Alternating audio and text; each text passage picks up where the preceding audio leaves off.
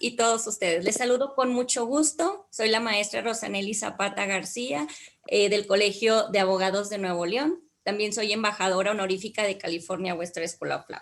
Y esta noche me es grato darle la bienvenida a este evento virtual que se titula el reconocimiento y ejecución de sentencias monetarias extranjeras, México, Nuevo León, en Estados Unidos.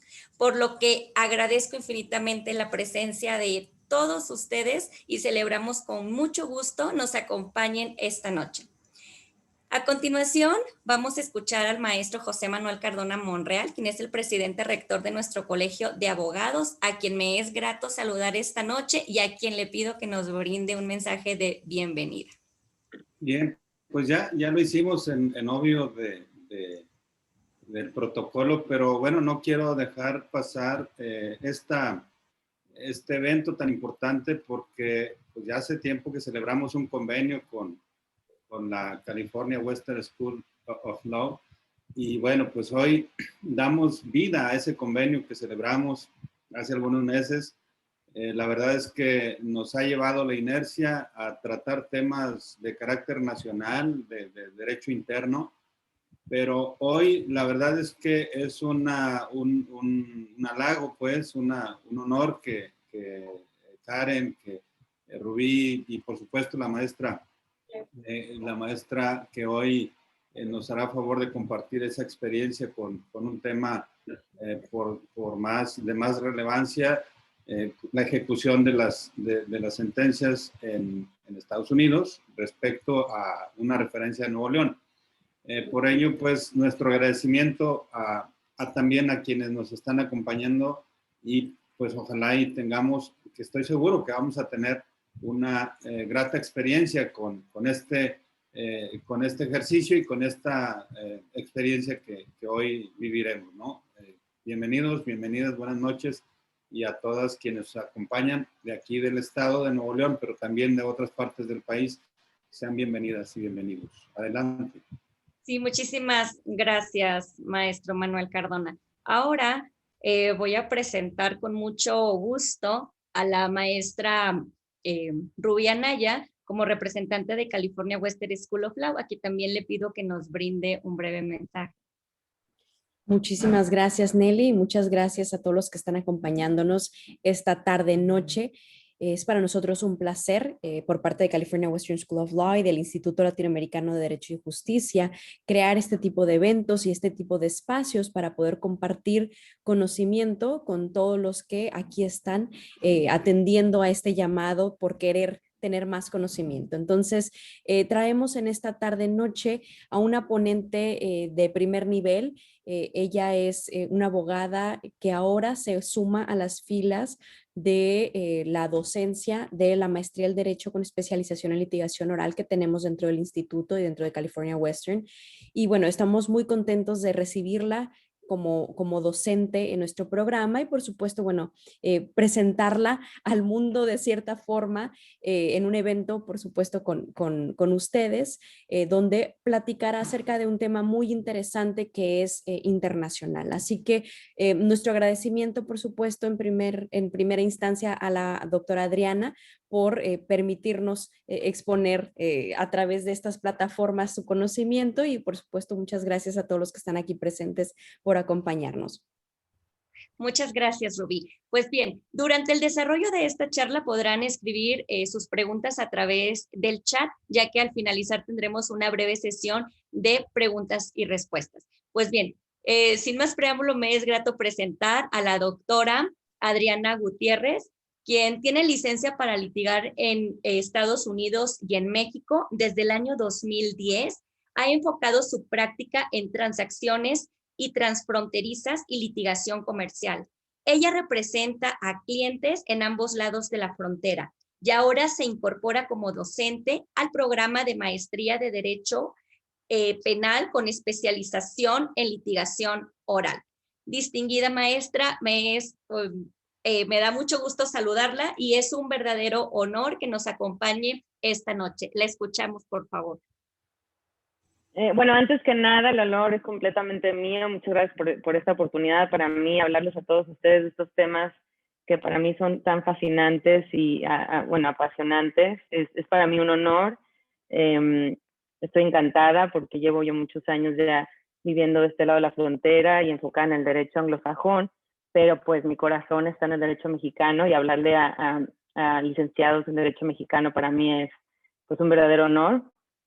No intento abarcar, esto es un tema pues complejo, muy amplio, no es mi intención abarcar todo el tema, tenemos un tiempo corto, quiero ser breve, quiero tratar de abarcar lo más posible en el tiempo que tenemos y darles como un preámbulo nada más, ¿no? De lo que es este tema, que es muy interesante porque en la práctica, tanto de estos abogados como en mi caso, que estamos de este lado de la frontera, resulta que nos enfrentamos estamos en ambos lados de la situación, ¿no? Con clientes americanos, con intereses en California o activos en California, y que de repente llega esta empresa en México queriendo ejecutar una sentencia emitida por un tribunal en México, en California. Entonces, es muy, y viceversa, ¿no? Porque eso también puede pasar en México. Ahorita nos vamos a enfocar en el reconocimiento y la ejecución de sentencias emitidas por tribunales, en este caso Nuevo León,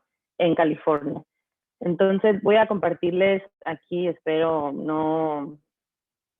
que no se me atore mucho esta cuestión de la tecnología. Es un PowerPoint que preparé, muy sencillo, espero lo quiero hacer lo más sencillo posible y digerible. Aquí tienen mi información de contacto por si gustan anotarla, cualquier duda que después de aquí salga, yo con mucho gusto quedo a sus órdenes desde ahorita. Entonces, bueno, como introducción, y muy importante partir de la idea que el reconocimiento y la ejecución de sentencias es una cuestión de derecho estatal, no es una cuestión a nivel federal, ni es internacional. Aquí la cuestión del federalismo es muy marcado. Aquí la federación, tanto a nivel judicial como ejecutivo, como legislativo, es muy marcado. Aquí los estados son realmente los que se encargan de regir la vida diaria del ciudadano y en eso incluimos el patrimonio, la cuestión familiar, la cuestión de derecho penal.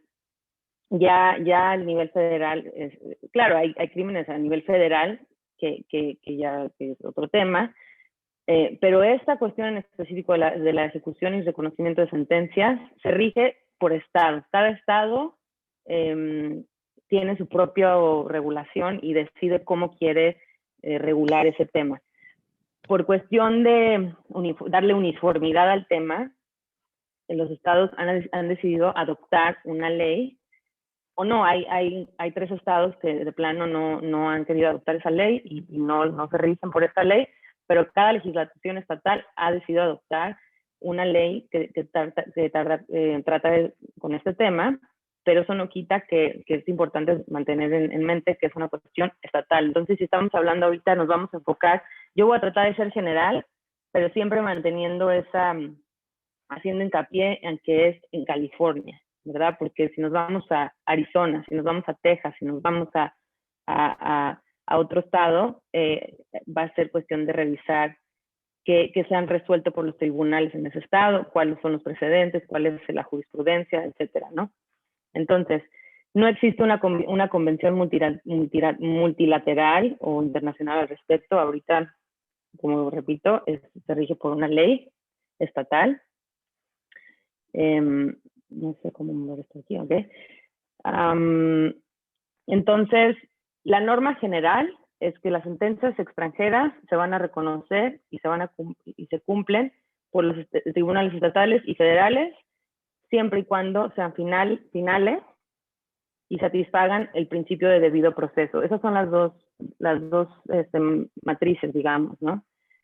En California, un punto interesante es que la falta de reciprocidad no es un obstáculo absoluto para el reconocimiento de sentencias extranjeras. Es decir, no significa que si en México no se reconocen sentencias emitidas por tribunales de California, entonces California no lo va a hacer.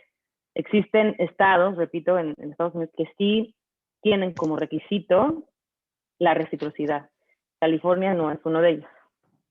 El reconocimiento y la ejecución de sentencias en derecho de familia, en la cuestión fiscal y en cuestión de laudos arbitrales se regulan completamente de diferente manera.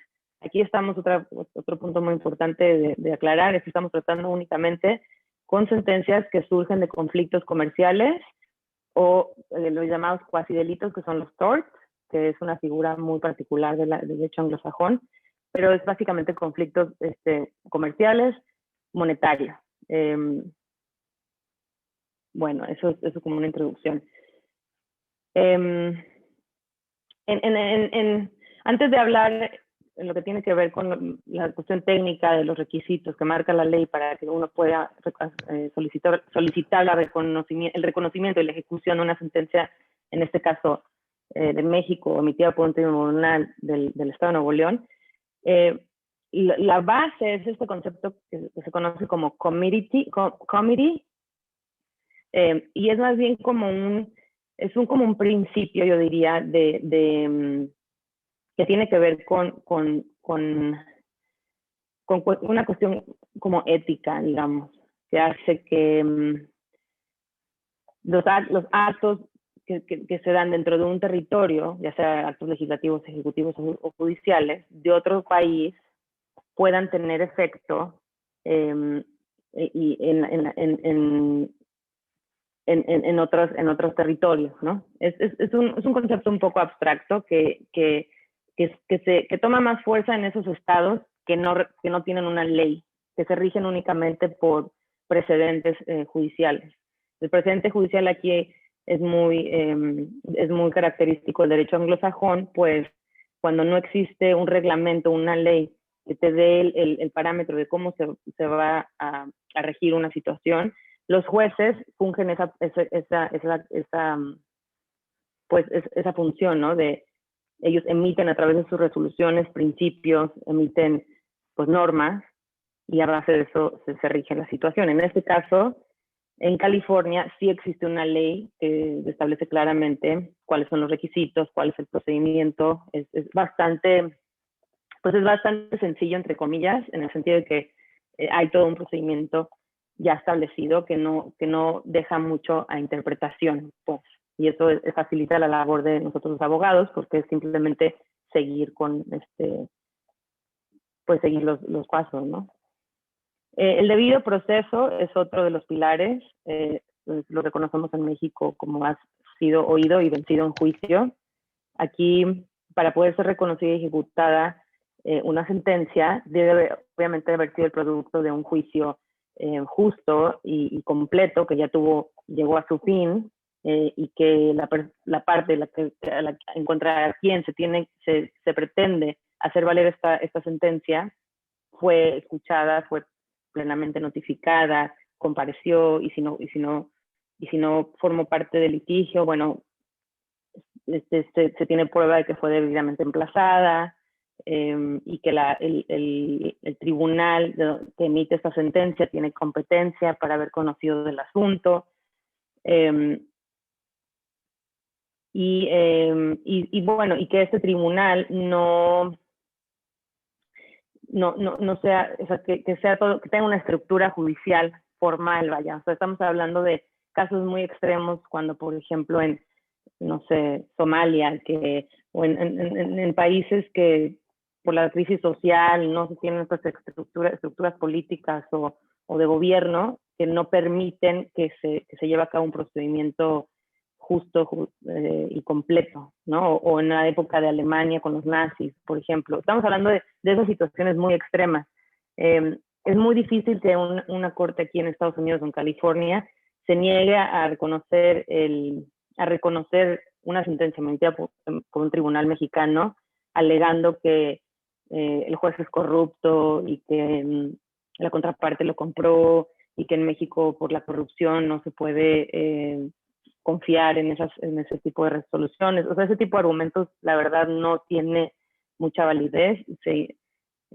Básicamente, quien los hace es porque no tiene otra cosa más que argumentar, y no es muy raro que un juez vaya a negar el reconocimiento en base a eso. No tiene que ser realmente una situación en la que no hay una estructura política en ese país y es imposible que se haya emitido en base a algo justo, ¿no?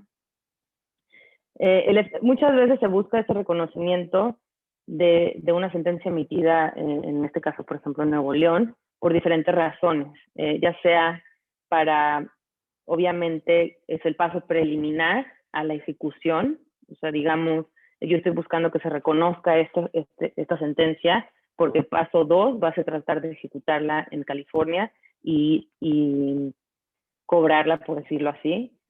Otro efecto que tiene el reconocimiento es utilizar esta sentencia como una defensa de cosa juzgada, o sea, digamos que ya estamos en un litigio aquí entre las Cortes de California y me están tratando de demandar por algo que ya se resolvió ante un tribunal en México, y mi defensa va a ser, señor juez, esta situación, estos hechos, este conflicto ya se resolvió en México, te solicito que me reconozcas esta sentencia y se tenga como cosa juzgada, ¿no?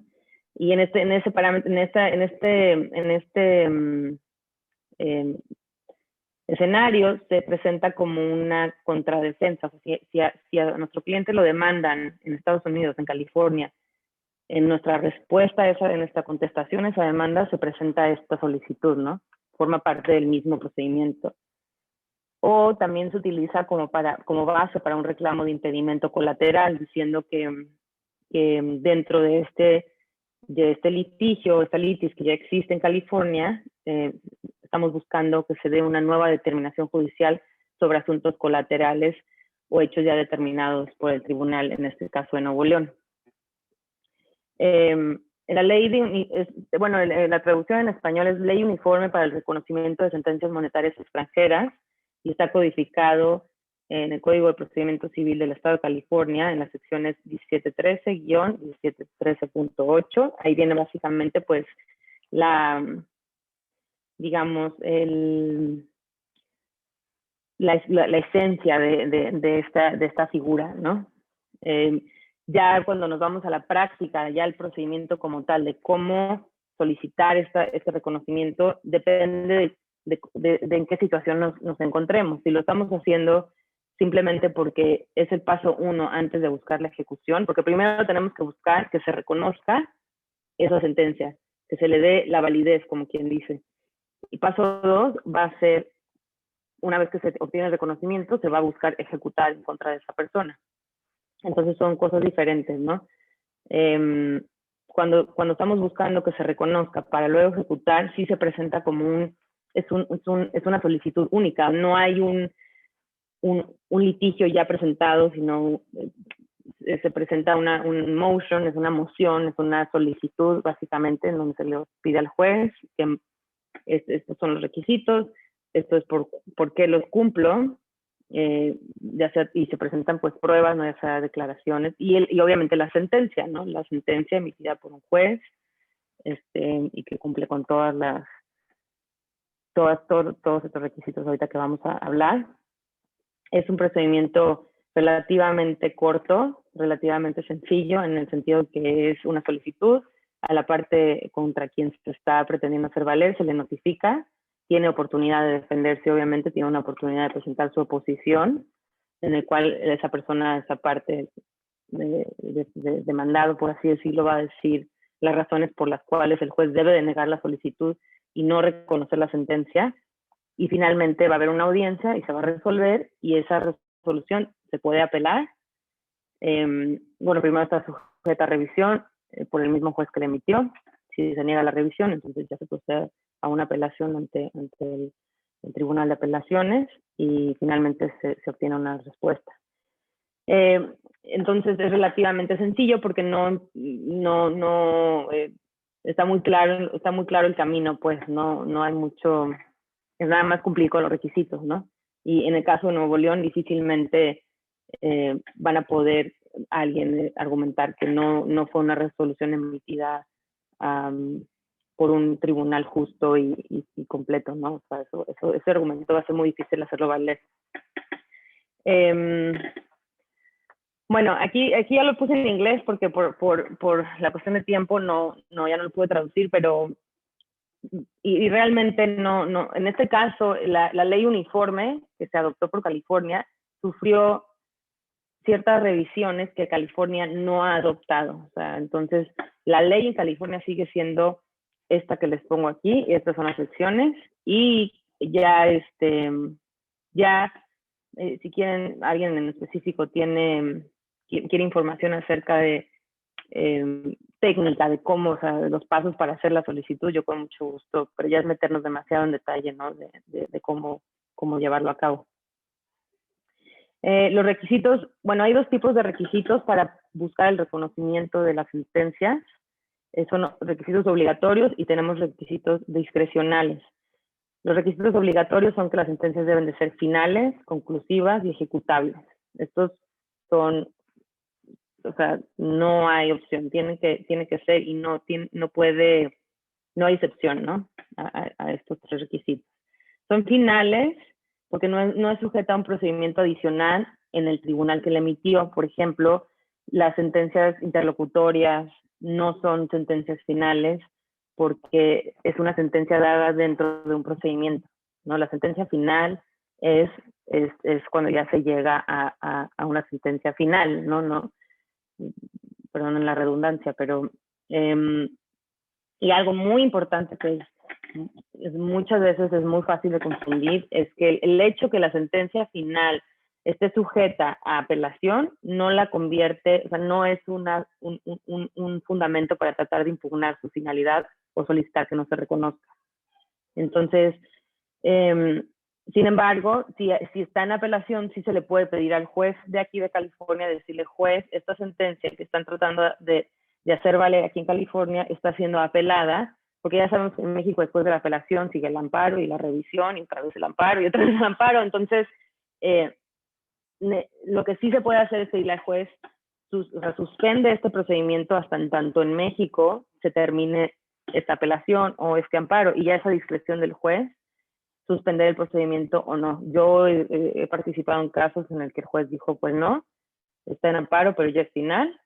Y de hecho ahorita el juez de distrito emitió una suspensión definitiva, una suspensión provisional, perdón, en el amparo de esa misma sentencia que ya se hizo valer aquí en California, y a mí me parece eso tremendo, pero bueno, así este juez así lo consideró, porque ya era final, aunque estaba siendo apelable, ¿no?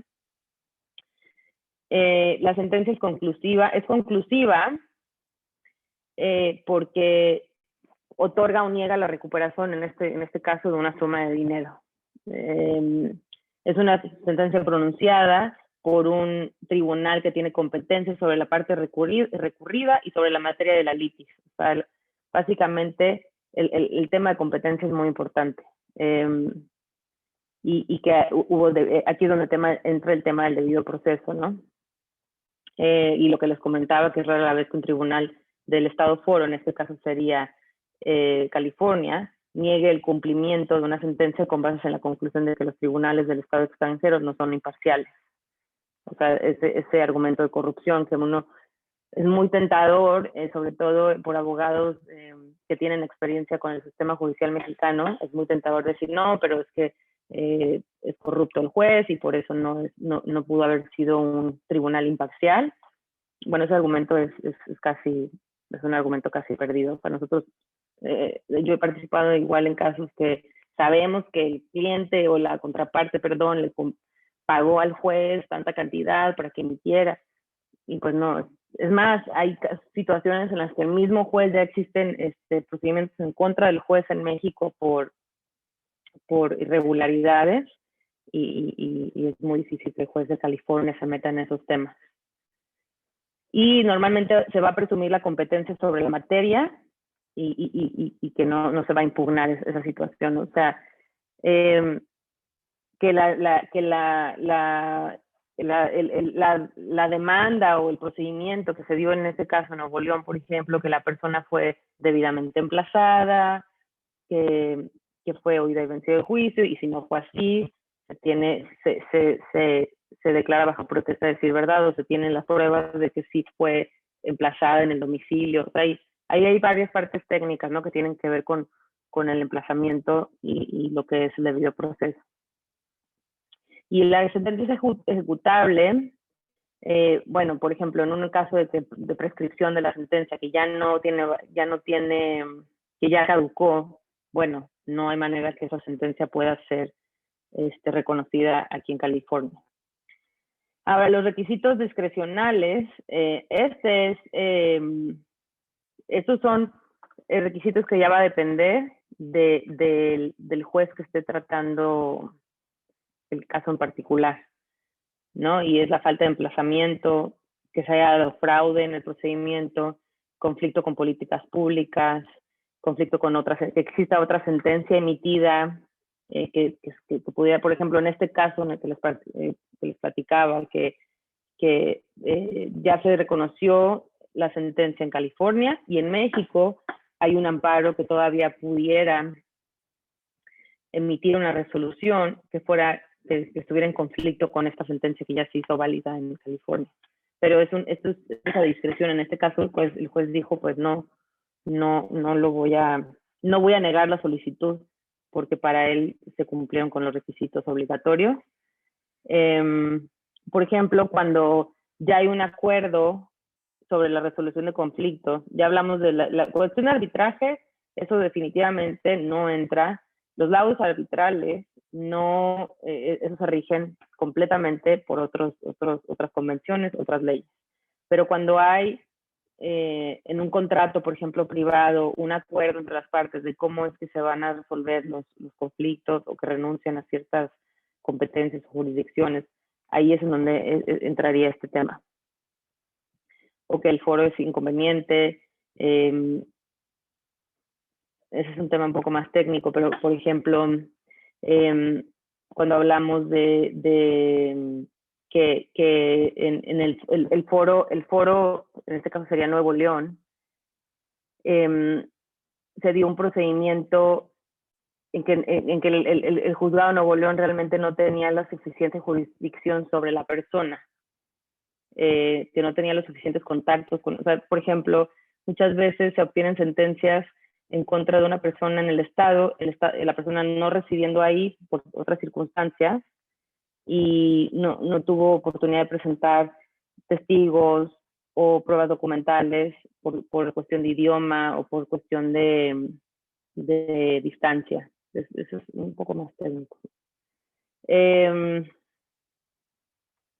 Pues ese fue, traté de abarcar lo más posible del tema, y como resumen nada más sería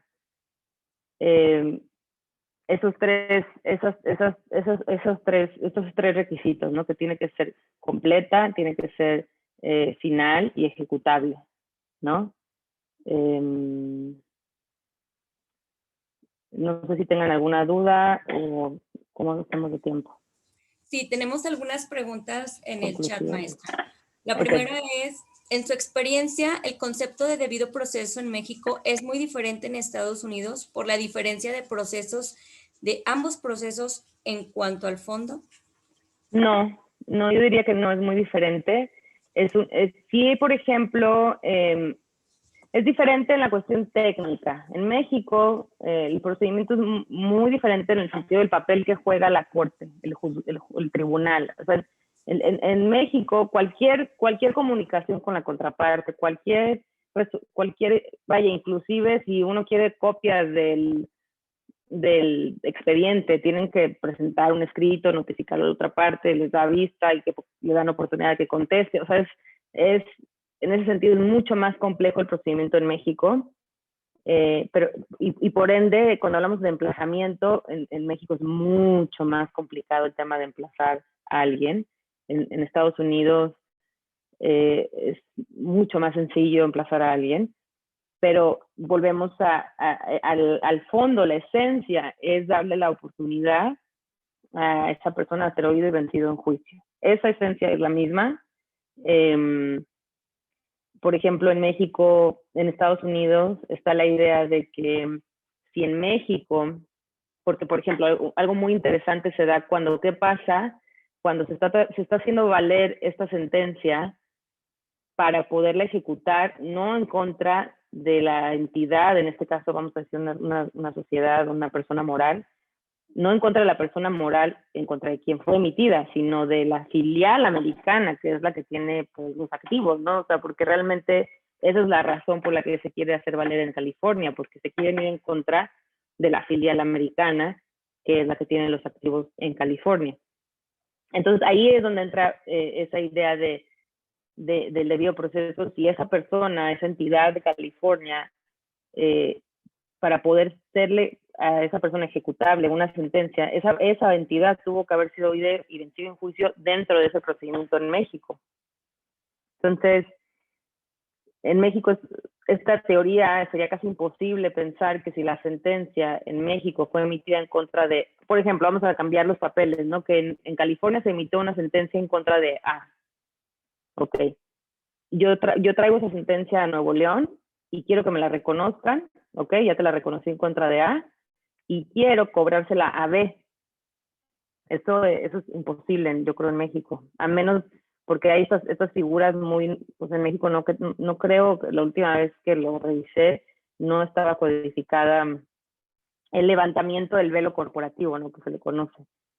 En cambio, aquí en Estados Unidos es mucho más flexible. Flexible en el sentido que es posible. Y pues uno diría eso atenta ante el debido proceso, porque la entidad B no fue emplazada, no fue llamada a juicio, no presentó pruebas, no presentó testigos, no presentó defensas. ¿Cómo va a ser posible que se le va a hacer valer o a ejecutar una sentencia en contra de esa parte, no? Pero bueno, ahí entramos con figuras que en el derecho anglosajón existen para darle ese alcance y que de alguna manera sí, al final del día, obtiene una mayor justicia, si lo quiere ver así uno, ¿no? O sea, en México, por ser tan cuadrado, nos quedamos cortos en el tema de la justicia, ¿no? No sé si resolví la duda o les creé más dudas. A ver, veo el chat, a ver, entonces. Sí, tenemos otra pregunta. Ok. Es una sentencia de adopción plena ejecutoriada llevada a cabo en México, ¿tiene la misma validez en Estados Unidos?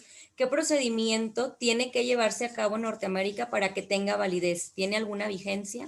Ok, aquí voy a tener que quedarles mal porque de adopción, perdón, sentencia de adopción plena, no entiendo. ¿Adopción en el sentido literal de adoptar a una persona? No, ¿verdad? No, sentencia de adopción plena ejecutoriada. Me estoy perdiendo en la cuestión del lenguaje aquí ya,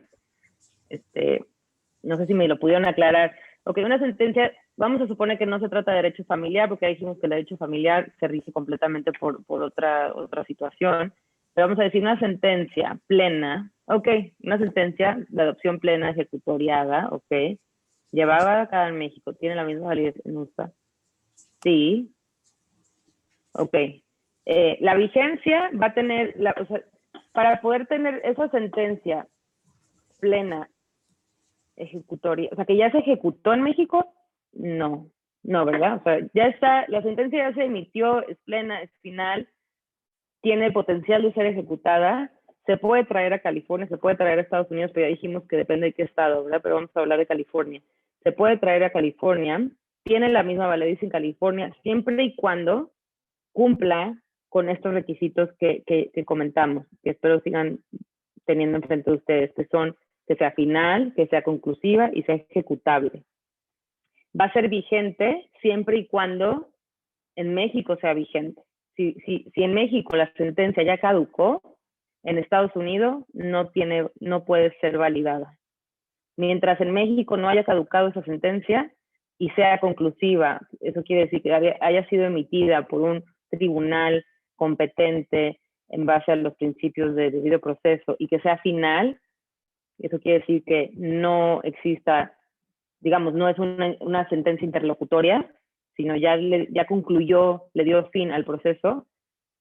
Mientras cumpla con estos requisitos, tiene validez, se puede, bueno, no es automática la validez, se solicita a la Corte de Estados Unidos, se tiene que solicitar a través de un procedimiento especial, pero se le da validez y una vez que se le da validez, se puede ser ejecutada y también ese es otro procedimiento, la ejecución.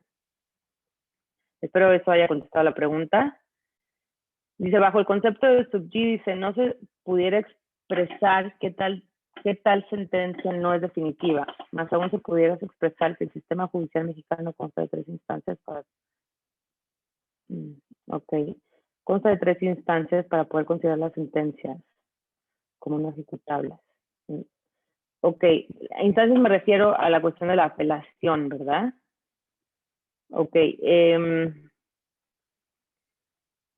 Bueno, es que no es que sea... por eso es un poco confuso, porque estamos hablando de final.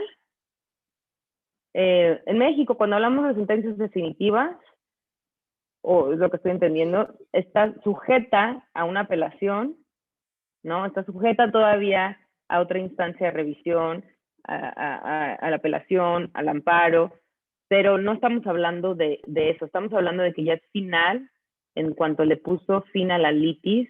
O sea, yo demandé por incumplimiento de contrato, yo demandé por un pagaré, vamos a decir. Me firmaste un pagaré, lo debías tal fecha, no me pagaste, te demando y se emite una sentencia. Se lleva a cabo todo un procedimiento y se emite una sentencia de manera final. O sea, le pone fin a ese procedimiento. No, eso ya lo hace una sentencia final, independientemente que esa sentencia pueda ser apelable. Maestra, disculpe una sugerencia. ¿Podría dejar de presentar su material para vernos un poquito más los demás y ver las expresiones? Porque a lo mejor claro que sí. Interactuar un poquito mejor. Gracias. Claro que sí. Bueno, eso es la finalidad. Le pone fin al proceso de la litis sin que eso signifique que no esté sujeta a un recurso de apelación. ¿Ok?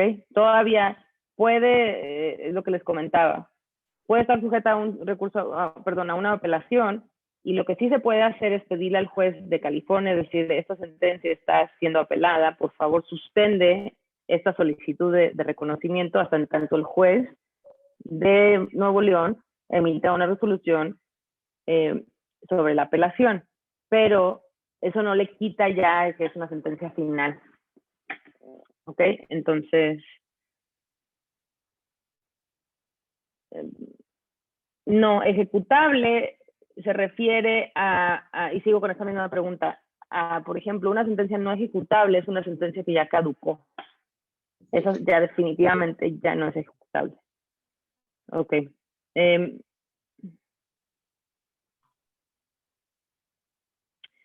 Ok. ¿Quieren saber más de comedy?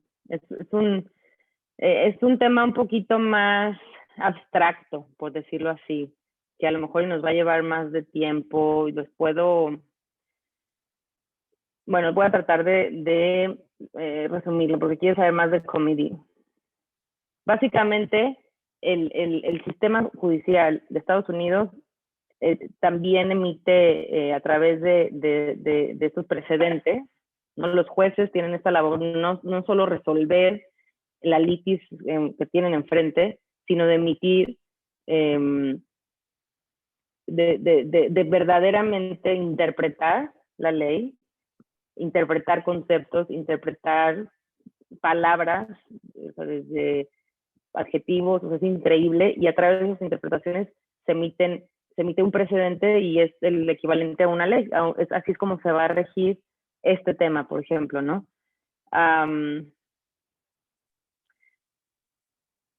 Entonces,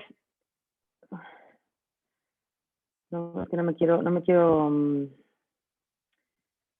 a cada estado, la idea es que cada estado va a tener plena, pues, competencia o libertad, plena fe de que sus actos públicos, sus documentos y sus procedimientos judiciales van a tener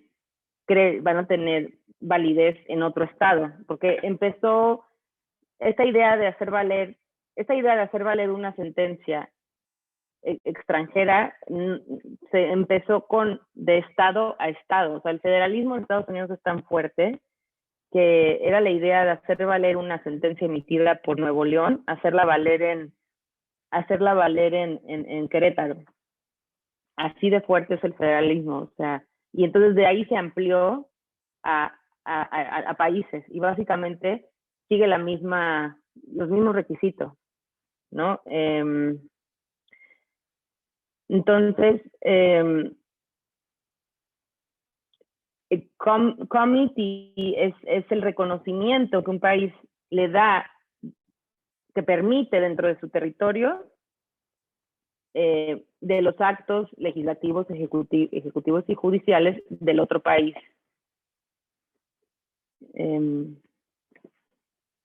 Y me voy a quedar sin batería, perdón. Ok, déjenme una disculpa, no tenía. Entonces, es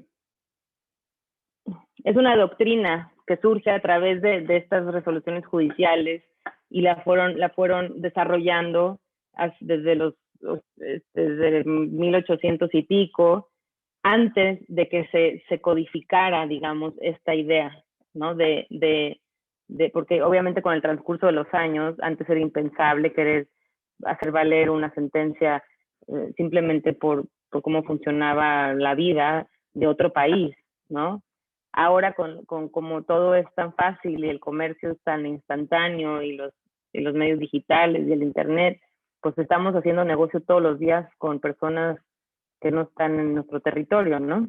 Entonces ya se codifica y ya no tenemos que recurrir a esos conceptos tan abstractos y tan de precedentes y de decisiones y irnos a la interpretación del juez de 1800 y pico. Ya sé que seguramente no fui muy clara, pero sí es un tema que pues me iba a llevar más tiempo que poderlo explicar como se merece. A ver, déjame ver si puedo.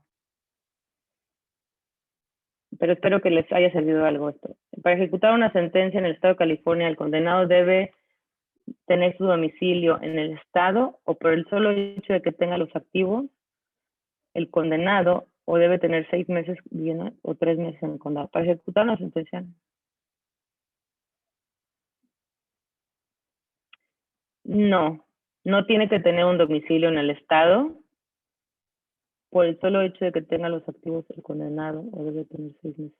Tampoco tiene que, bueno, ahora, estamos hablando de que se debe notificar la solicitud, ¿verdad? Y ya estamos entrando ahí al procedimiento como tal y depende de en dónde estamos, o sea, cuál es el objetivo de hacer valer esta sentencia.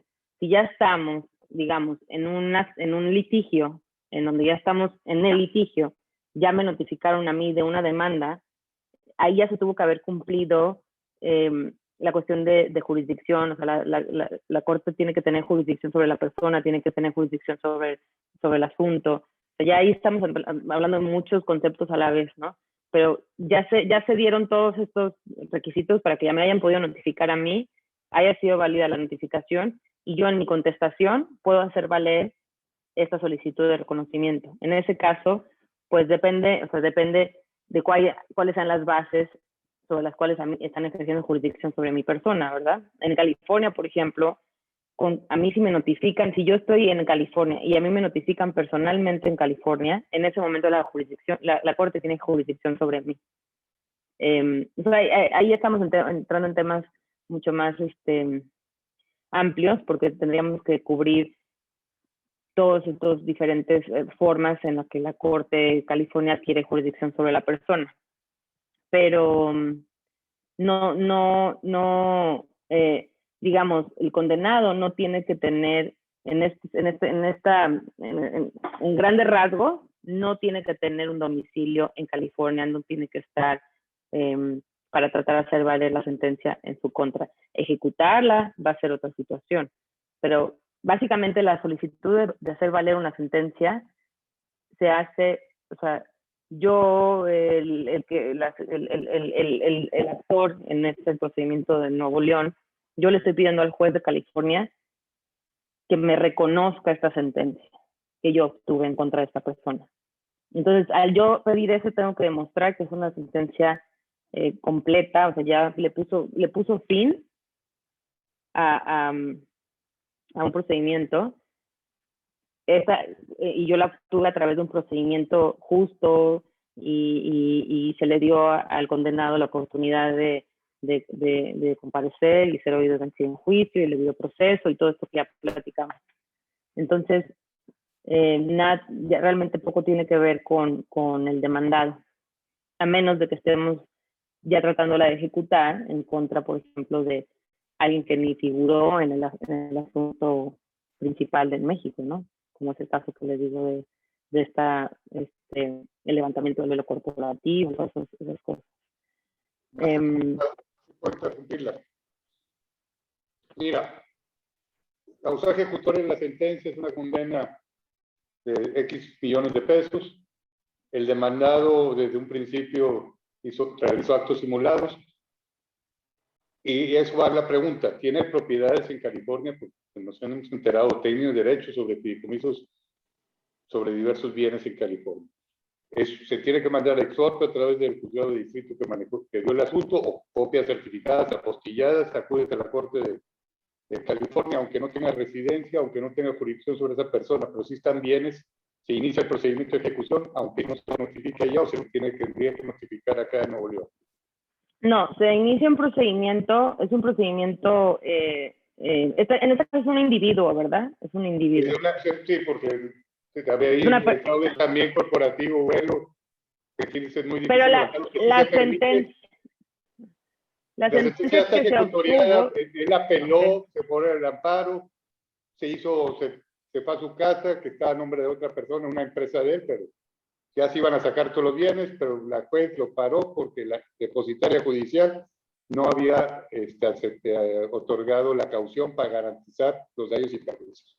Ya se iba a vaciar toda la casa, se iban a embargar 7 carros, 10 carros de colección, deportivos, de todo lo que tú quieras y más.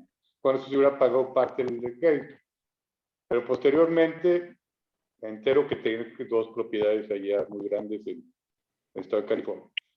Entonces ahorita la pregunta es si quiere que sea residente o no quiere que sea residente para poder tener la jurisdicción, o que únicamente tenga los activos y se inicia la ejecución para embargarlo y luego proceder a la ejecución allá. En el caso de propiedades de bienes inmuebles, el juez tiene jurisdicción sobre sobre la propiedad. Entonces tú ahí ya estableciste, ya la corte tiene jurisdicción sobre la propiedad, y lo único que tienes que hacer es lograr y la notificación. Bueno, es que ahí hay en tu supuesto, ahí hay varias cosas que están jugando, porque tú tu sentencia en contra de este individuo, puedes traerla ante la Corte de California y pedirle que la reconozca. Es una solicitud simple de reconocimiento de su sentencia. Pero ya que se reconoce, tú quieres hacer algo, la quieres hacer valer, la quieres cobrar, como quien dice. Así es. Ahí ya entra otro tema, porque ya necesitas tú mandar llamar o sea, porque ya en esa ejecución sí va a tener derecho ese demandado a defender su patrimonio. Y decir, otra pregunta. Como ya se va a ejecutar en Estados Unidos, aquí ya no va a ser necesario hacer las cartas rogatorias, o sea, conforme a la Convención Interamericana o conforme a la Haya, pues de cartas rogatorias, notificarle. Se puede notificar por Twitter o por... Se puede notificar, bueno, ahí correo, es que depende, porque por ejemplo, cuando estamos hablando porque ya depende del procedimiento de ejecución de sentencia. Porque la ejecución se va a llevar a cabo en California. Se va a llevar a cabo en California. Si aquí la sentencia está por un juez de aquí, ya sea local o federal, se lleva ya a ejecutar, ya te la homologaron, ya inscribiste el embargo ahí en títulos correspondientes. Tengo que correr a correctar esto. La sentencia, ya que se va a ejecutar, perdón, no quiero que se me vaya a cortar.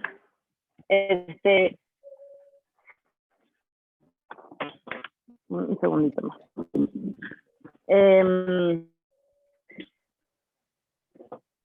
Si el demandado tiene contactos en California y tú logras demostrar que esa persona tiene contactos en California, básicamente, o tiene un domicilio, si tú encuentras que tiene un domicilio en el que lo puedas notificar, si lo notificas personalmente, ya te quitas de cualquier problema.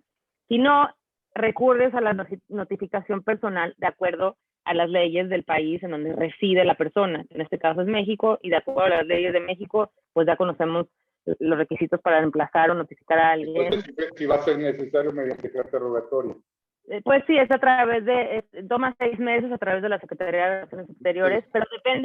pero depende de qué estemos hablando y qué tipo de notificación. Que no va a ser inicio de juicio, ya es conclusión, ya es una homologación, ya fue reconocida, ya se inscribió, pero para ya iniciar el procedimiento de ejecución de esa sentencia, para poder rematar ese bien o adjudicármelo, pues tiene que ser oído. Por ejemplo, en la práctica, no sé, ahorita... Yo con amigos abogados de allá me han dicho, no, tú con Twitter o con Facebook o por correo le puedes hacer y me sacan los 3 criterios. Bueno, depende, porque, por ejemplo, uno quiere llamar...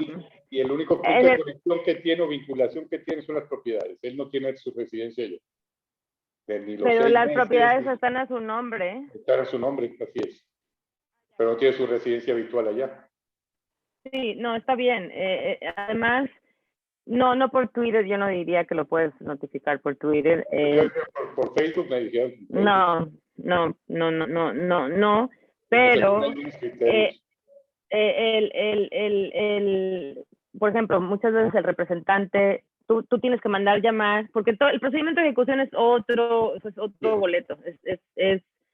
Tienes que mandar llamar mandar llamar a la persona para que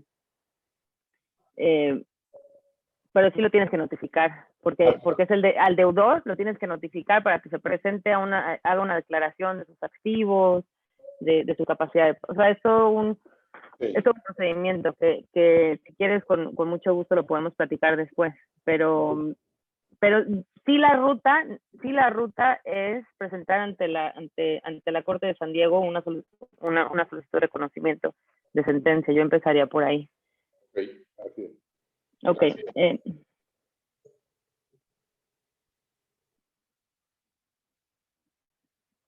Ese es otro que te estoy preguntando, porque ahí tengo un asunto donde ha habido un fraude al foro, fraude a la ley, jurisdicción, inventaron supuestos hechos ilícitos. Hay actos de corrupción, sí los hay, porque es el sobrino de 12 gobernadores, empresarios. Sí. Y se es derivado de un divorcio. Sí, yo lo que les comentaba hace rato, eso es discreción del juez, y es muy, muy difícil que un juez... Se puede acreditar porque el debido proceso, hay una violación ahí tremenda. Se trata de un divorcio donde el juez no tiene facultades para otorgar custodias. Bueno, qué bueno que, aquí sí es muy importante mencionar que en cuestión de derecho familiar aplica otra regla. Pero ahí sí te lo puedo decir yo más o menos, ya, por eso te puse los 6 meses o los 3 meses en el condado, 6 y 3 en el condado. Se trata de un matrimonio ahí medio especialito, pero multimillonario, el cuate. Se trata de un empresario y sobrino de 12 gobernadores. Hay un en la cuestión de ahí va a ser a discreción del juez. Ahí no es no va a ser, es un requisito discrecional. Se puede alegar fraude, se puede alegar... Hay un fraude de la ley de la jurisdicción, sí la hay. Pero es muy difícil. Sí, va a ser muy difícil. O sea, pero fraude a la ley, más que todo, no fraude que estás cometiendo malinterpretando. Fraude a la ley en cuanto a la jurisdicción o fraude a la jurisdicción para los cambios de conexión. Va a ser muy difícil hacer valer ese argumento. Las manos sucias.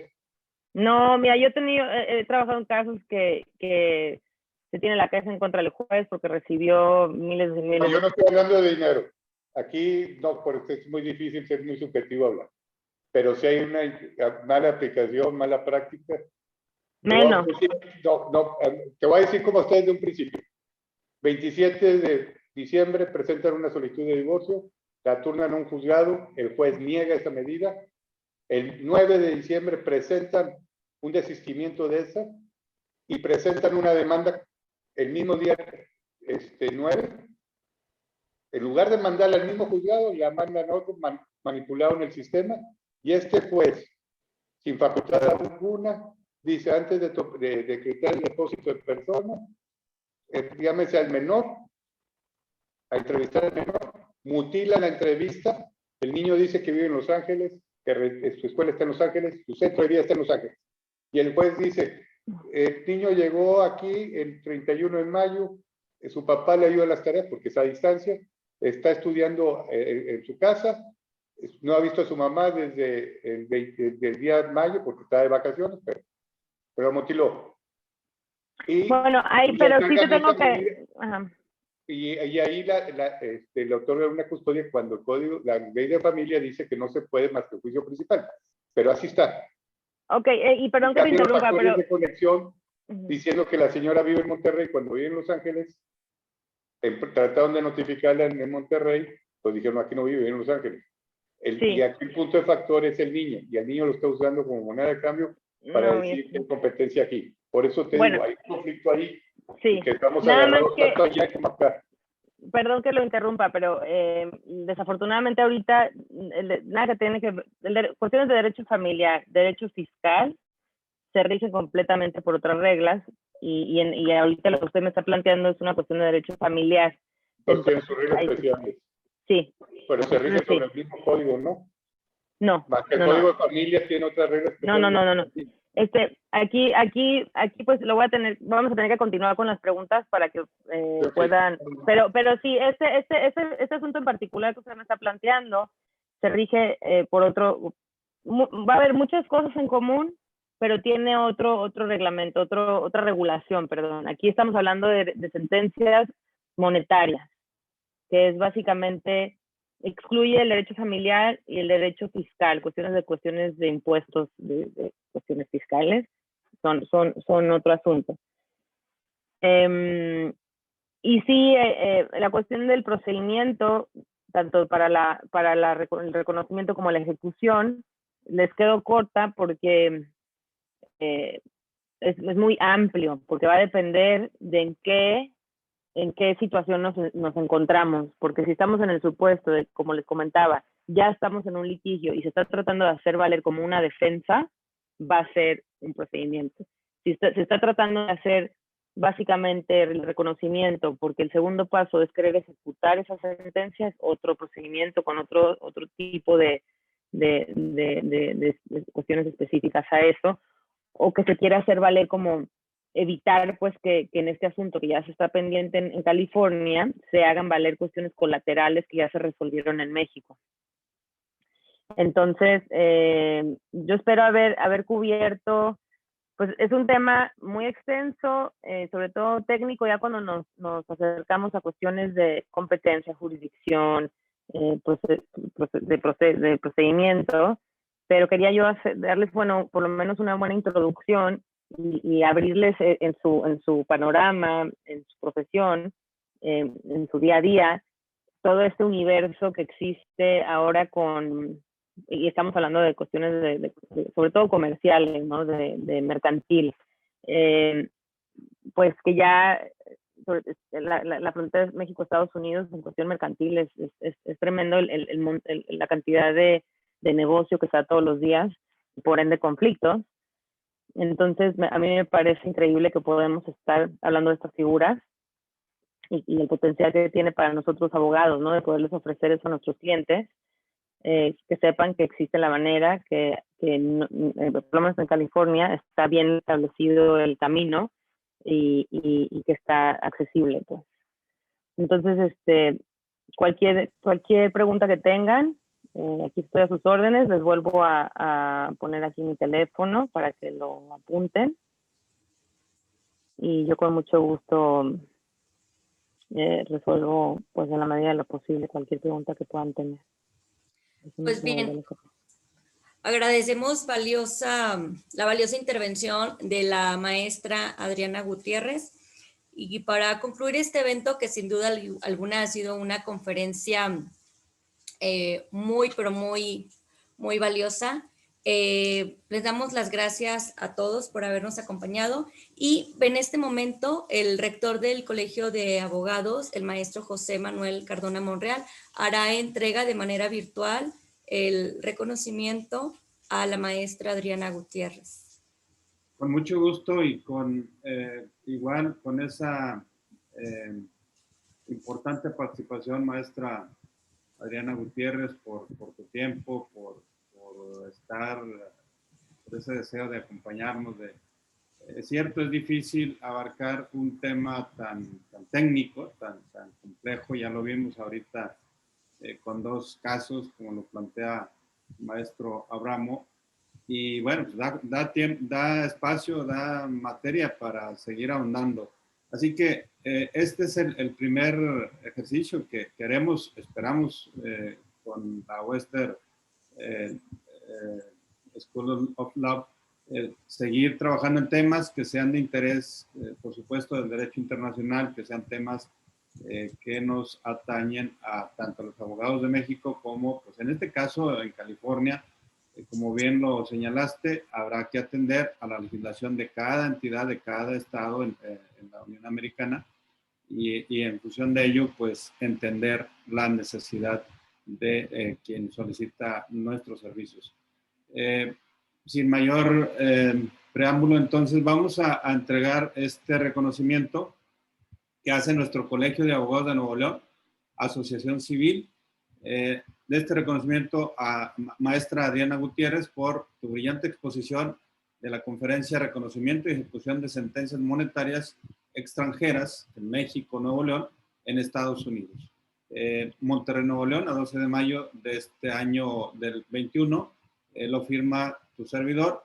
Y bueno, pues muchas gracias de nuevo y agradecemos la presencia de todas, de todos quienes estuvieron en esta sesión, pues ahondando en este conocimiento de los temas de la cultura jurídica en general.